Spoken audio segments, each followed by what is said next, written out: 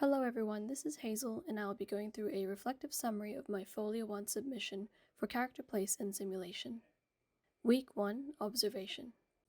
In response to Week 1's theme of observation, I created an animated loop of a cityscape from a person's view at nighttime, and animated various lights switching on in various levels of the buildings in Procreate. I wanted to convey the exaggerated perspective and angles using the simple shapes of the buildings when viewing them from the ground up. I wanted to reconstruct the impression of a restructured and multi-layered cityscape that seems to be growing upward instead of horizontally in the eyes of the viewer. I found similar work that has been produced by the artist Sid Mead, who created environmental designs for the movie Blade Runner by Ridley Scott. Mead's engineering background allowed him to recreate innovative and practical dystopian LA future designs. Week 2, Tinkering as a Method. Week 2's topic was tinkering as a method.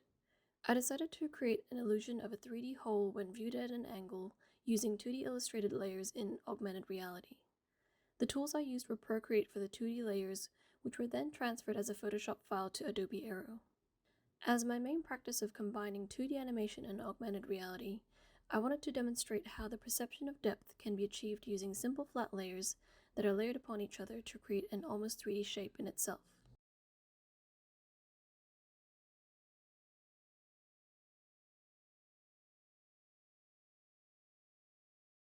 While there remains little works that combine illusion and augmented reality, and is something that I am aiming to pursue as part of Studios 3 and 4, optical illusion in a physical space has been produced by Ramon Bruin, who uses paper as his choice of medium to create anamorphic artworks called optical illusionism.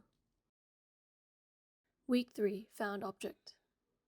For this week's theme on found objects, I used common kitchen condiments and transformed them into unique spaceships in Procreate.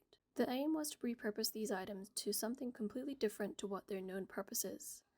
In some ways, it is similar to repurposing trash to give them new meaning, a topic I covered in my previous Studio 1 and 2 projects.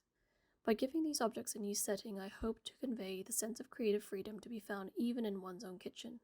As a reference, I draw inspiration from my previous Studio 1 project called Nox Abode, where I utilized augmented reality to repurpose trash to reveal a hidden world where magical orb creatures had made homes out of these trash items.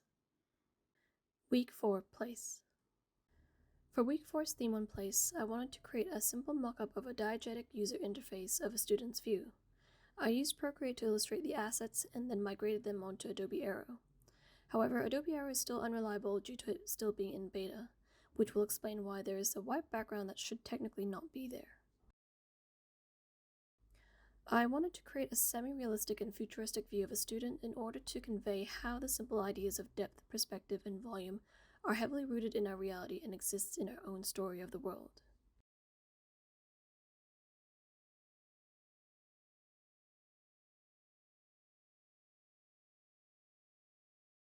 Similar work has been conveyed in a short film called Hyperreality by Keiichi Matsuda, who depicts a not-so-far future where real and virtual worlds are merged to an extreme where user interfaces, like what I attempted to recreate in my own mock-up, saturate our already chaotic urban landscape, and the potential stresses that this can have on the person.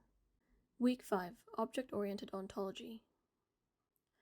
Week 5 explored the theme of object-oriented ontology. I illustrated a short animated loop of a plant that had made its home in a round-shaped glass bottle with a hole, using Procreate. Taking inspiration from my hydroponic plants in Haikyo, which is the Japanese term for ruins, I wanted to illustrate and animate a simple scene of nature making use of its current environment to create a new home. I also wanted to create a stylized reflection of the peace and beauty that can be found in urban decay.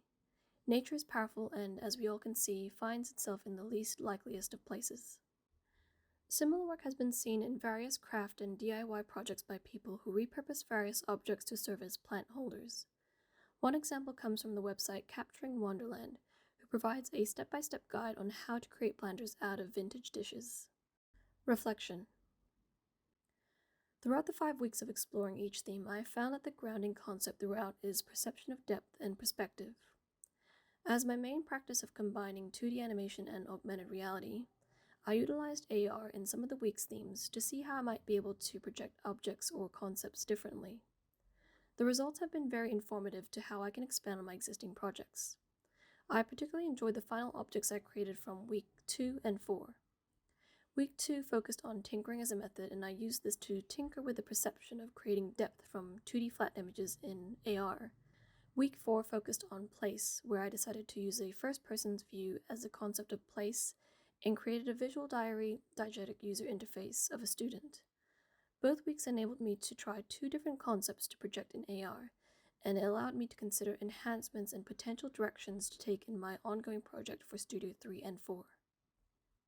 Thanks for listening.